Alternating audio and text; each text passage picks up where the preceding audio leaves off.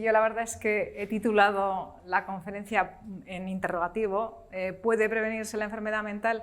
Y casi me gustaría cambiar de decir, ¿puede prevenirse la enfermedad mental? En afirmativo. Bueno, hay muchas técnicas. Lo ideal es abordarlo desde diferentes perspectivas, porque hay algunas personas que probablemente le van a beneficiar más unos aspectos que otros. Pero hay como unos clásicos que pueden ser el ejercicio físico, evitar la vida sedentaria, tener una alimentación saludable, rica en verduras, frutas, pescado. El consumo de pescado se recomienda al menos 2 veces a la semana, pero incluso hay personas que pueden necesitar más, hasta 4 veces, 4 o 5 veces. El sueño, el dormir bien, no solamente dormir horas suficientes, que estarían aproximadamente, hay personas que con 6 horas es suficiente, pero entre 6 y 8 y media no conviene pasarse de horas de sueño, pero además es necesario tener unas rutinas, es decir, no conviene acostarse unos días a las 3 de la mañana y otros a las 6 de la tarde, es decir, los horarios son importantes también.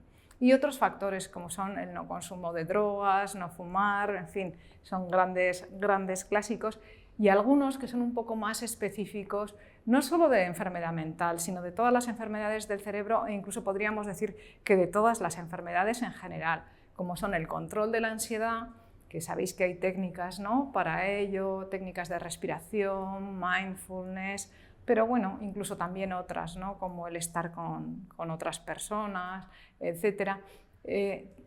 Uniendo a este último factor el no estar solo, la soledad es muy mala para la salud en general y para la salud mental en particular. La cohesión social, el tener relaciones con personas, compartir el ocio, la cultura, es decir, hay muchísimos factores que son importantes, pero hay que hablar de ellos con contundencia. Es decir, si queremos realmente prevenir la enfermedad mental, convendría hacer un número importante de todas estas cuestiones a lo largo de nuestra vida, porque todos estamos en riesgo de tener una enfermedad mental. Por ejemplo, la depresión puede llegar a afectar a lo largo de la vida al 20% de las personas, y especialmente si sabemos que ya hemos tenido un episodio depresivo o de cualquier otro tipo, entonces todavía todo esto tiene que hacerse con una mayor intensidad y regularidad.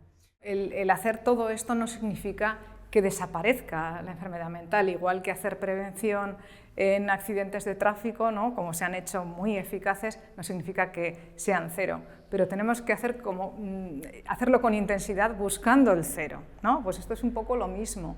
He presentado un artículo que creo que tiene bastante interés, que es un artículo en el que se ve el riesgo genético de padecer una enfermedad mental, concretamente era la depresión, ¿no?, que tiene un componente genético de aproximadamente el 50%, y se veía cómo influía el estilo de vida saludable en esa población, una población de decenas de miles de personas, y se veía que teniendo un estilo de vida saludable, que incluye todos estos factores que he comentado, el riesgo de aquellos que tenían mayor carga genética era similar a los que tenían una menor carga genética. O sea que la la eficacia es importante. Probablemente no llegamos a cero, porque incluso personas sin carga genética pueden llegar a tener una depresión, pero desde luego es eficaz y merece la pena llevarlo a cabo.